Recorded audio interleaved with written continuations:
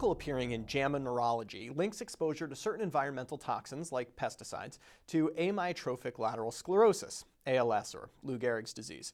While I could spend these 150 seconds talking about whether or not we should run home and clean all the Roundup out of our garage, I'd like to take this chance to talk about 3 methodologic issues a study like this brings to the fore. But first, the details.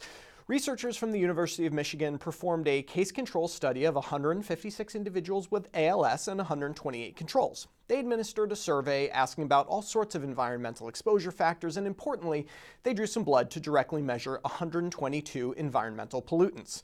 The bottom line was that there did seem to be an association between some pollutants, like pentachlorobenzene, a now banned pesticide, and ALS.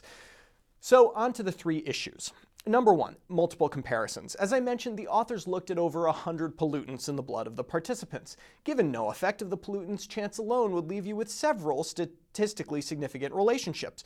In fact, a robust demonstration of the multiple comparisons problem is that lead exposure in this study was quite protective against ALS. This is not biologically plausible, but reflects that multiple comparisons can cut both ways. It can make measured factors seem to be positively or negatively associated with the disease. Indeed, several pollutants seemed to protect against ALS. Number 2, the perils of self-reported data. The survey exposure data, questions like, do you store pesticides in your garage, and the measured blood data were hardly correlated at all. This should be read as a warning to anyone who wants to take self-reported exposure data seriously. I'm looking at you, diet studies. When in doubt, find something you can actually measure. And number 3, the lack of variance explained. Studies like this one that look at risk factors for an outcome are building models to predict that outcome.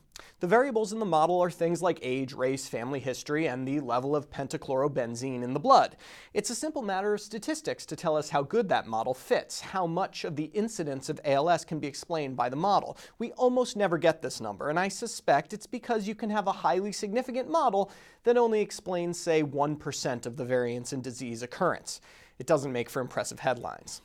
So while we haven't learned which, if any, organic pollutant causes ALS, hopefully we've learned something about the perils of risk factor research.